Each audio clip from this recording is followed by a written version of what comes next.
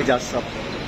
Chairman, ایک تو اپنے دورہ ایران کے حوالے سے کچھ بتا دیں. دوسرا، رشین انویسٹر کا آج جو انٹرویو آیا ہے گزشتہ روز جیو پر، اس میں ان کا یہ کہنا ہے کہ انہیں یہ لگتا ہے کہ عمران خان کی حکومت جانے کی ایک بڑی وجہ ان کا دورہ روس تھا.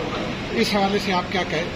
تو جہاں تک دورے روس کے ٹاپک ہے، میں سمجھتا ہوں کہ یہ بالکل ایک غلط فہمی ہوگا اگر ہم سمجھتے ہیں کہ اس سے ہمارا عدم اعتماد سے کوئی تعلق ہے. اور اس سے سب سے بڑا ثبوت یہ بات ہے کہ پاکستان کا جو موقف ہے، پاکستان کا جو نیوٹرل پوزیشن ہے اس جنگ کے حوالے سے، وہ پچھلی حکومت کا پوزیشن تھا، اور جیسے آپ نے دیکھا وہ ہمارا بھی پوزیشن ہے. تو اگر وہ وجہ ہوتا حکومت کا جانے کا تو اس پالیسی میں کوئی تبدیلی آ جاتا. لیکن ہمارا پاکستان کا جو موقف ہے روس اور یوکرین کے جنگ کے بارے میں، ہم کل بھی نیوٹرل تھے اور آج بھی نیوٹرل. سر، دورہ ایران کے حوالے سے بتائیں کن کن ایشوز پہ بات ہوگی؟ ایران تو ہمارا پڑوسی ملک ہے، اور جیسے آپ کو پتا ہے اسلام میں ہم اپنے ہمسائے کو، اپنے نیبرز کو ان کے ایکسٹرا حقوق ہوتے ہیں.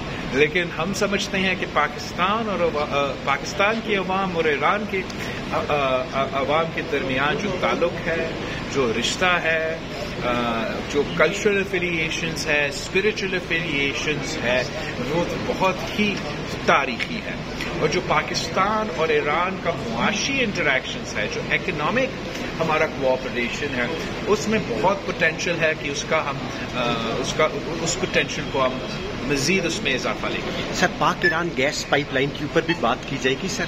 میرے خیال میں جہاں تک Iran Pakistan gas pipeline کی بات ہے، جیسے آپ کو پتا ہے اس کی بنیاد صدر زرداری صاحب نے رکھا تھا، اور ہم یہی چاہیں گے کہ جو انٹرنیشنل آبلیگیشنز ہیں، جو یہ ان کا ڈیل ہے، ان کا فریم ورک ہے، اس میں پروگریس ہو، تاکہ ہم مزید پوٹینشیل ہمارے ریلیشنز کے درمیان میں، ہمارے دونوں ممالک کے درمیان ہم انلاک کر سکیں. رشین امبیسڈر نے یہ بھی کہا ہے کہ آئل کا ایک تو ڈیل نہیں ہوا تھا لیکن بات چیت ہو رہی تھی، تاہم انہوں نے یہ بھی کہا کہ ایگریکلچر پر ایک MOU سائن ہوا تھا 2020 میں.